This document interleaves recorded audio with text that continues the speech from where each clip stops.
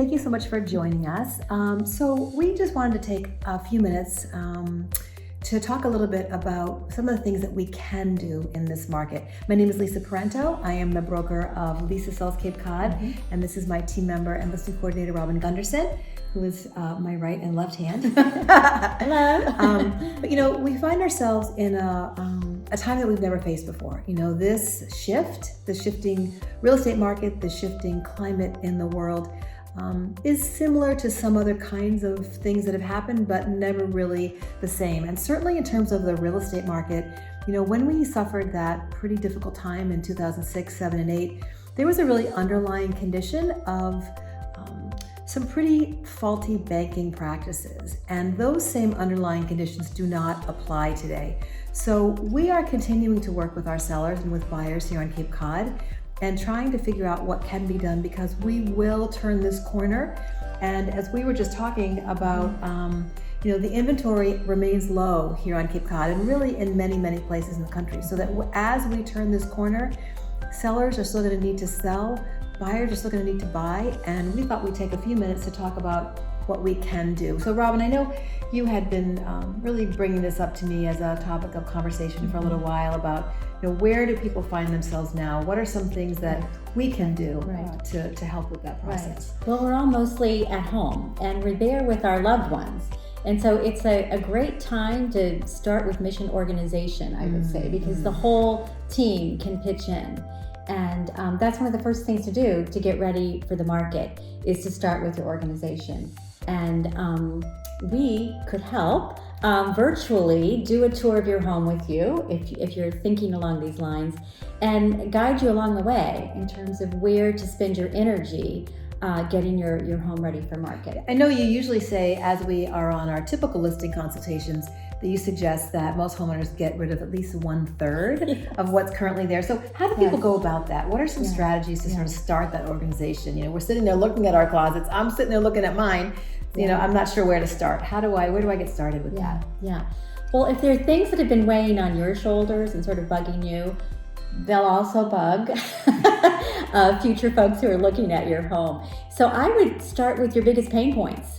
Something you've really been meaning to work on. This is the time. And I would crank up the music and have fun doing it. Yeah.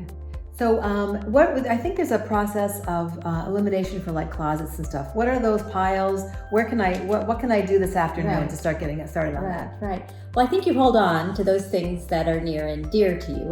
What is the expression? If it brings you joy. Right. If it sparks joy, hold on to it.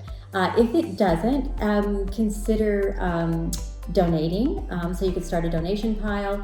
There's some things I know that in my closet just simply need to be discarded. They don't have any they're life not going to left. fit, and they're just not going to fit. But they're not great enough for someone else to even try on. But those things that we do donate, I do, that brings me joy to know that someone else will make use of those things.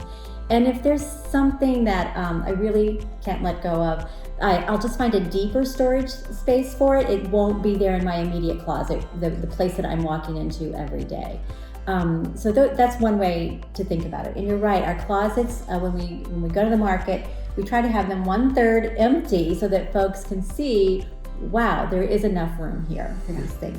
Likewise, in each room, you might stand at the doorway, the entry to each of your rooms, and say, what's the best thing about this room? What's my favorite thing about this room? In this room we're in, it's a little bit of, there are too many choices. There's so many great things here. One thing is this lovely art over the wood burning fireplace.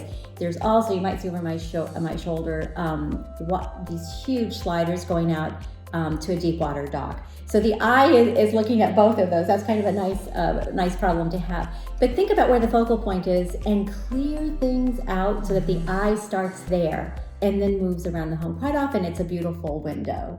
Or something architecturally that's interesting. But shine a light on the thing that is your most favorite in each of your rooms. And so that means there's that word decluttering, but in no way would I ever diminish that those things that you have there are important to you. But think about really just sort of calming your space down, lightening and brightening it all up. Today's buyers are looking for something light and bright and that feels like the Cape.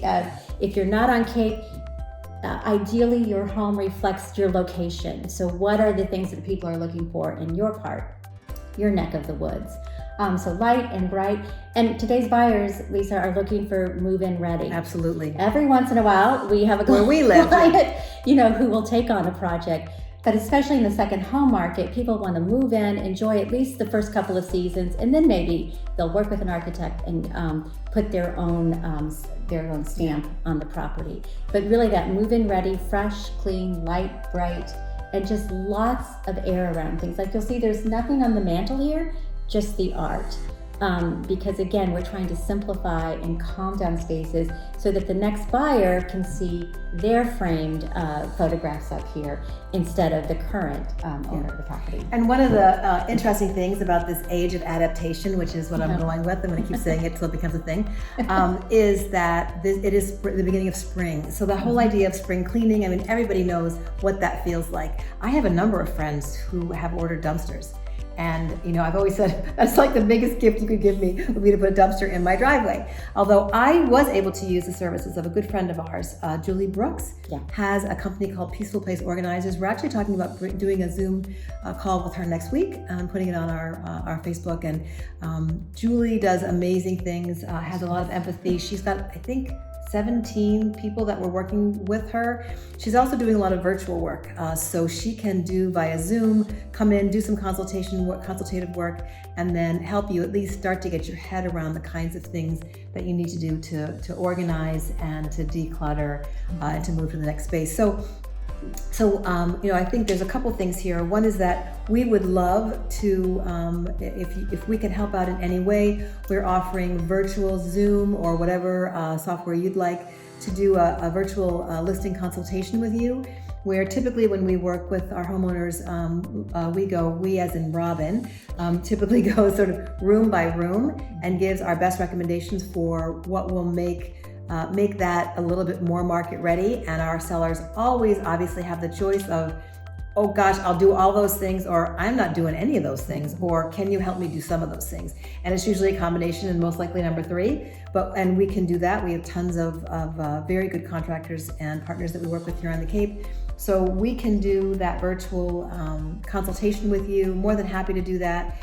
And lastly, just to wrap up, can you think of a couple, besides the decluttering and the organizing, what are some other projects that people might want to consider in the next couple weeks when they are home, but the hardware store is still open? I think Home Depot is still open. You can pick up on the curbside. What would you recommend? So I would say think about deferred maintenance. And with the sun out today, it's 50 degrees, you can even paint here on Cape Cod right now. So chances are you have, a half of a gallon still left of that paint that you did on your exterior or something interior. This is the time to think, to walk around and really, again, if there's a scuff mark that's been bothering you on the baseboard, this is the time to get out the magic eraser or get out the white paint. And so I would say address deferred maintenance, because that makes for a smoother transaction. If we get in front of those things that would possibly be identified by an inspector, if you've already addressed it, that leads to a smoother transaction. So Lisa and I talk about higher, faster, smoother transactions. And so this effort of getting ready, using this getting ready time, there's a return on that investment. Absolutely. And as I said, with the whole team home now, get those teenagers out of bed. Get them. Give them a paintbrush. Actually, I have a good friend who just posted a picture yesterday. Her 11-year-old has never painted, but now learned how to roll and do the trim work yesterday. So enlist everybody. Everybody's on the team, and good time to get all that done. So we only right now are going into homes that are not occupied. But again, so we can do that if there's an unoccupied home. In fact, we've just started a project. This is a budget of about, so this is a lot, and this is not what we normally do. A lot of deferred maintenance. A lot of deferred maintenance that simply the seller decided to go ahead and address. So we're close to $50,000 in this project, but we're going to complete it in about 3 weeks. So we'll be ready to go to market right as we hope we're all, waking up to a brighter day. But our crews are going in one at a time. We're all being very mindful of that. I go early in the morning, so I'm in and out.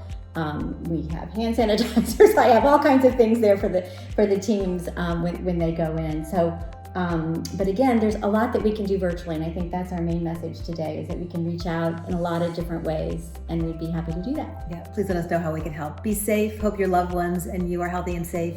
And until next time, we'll see you soon. Namaste.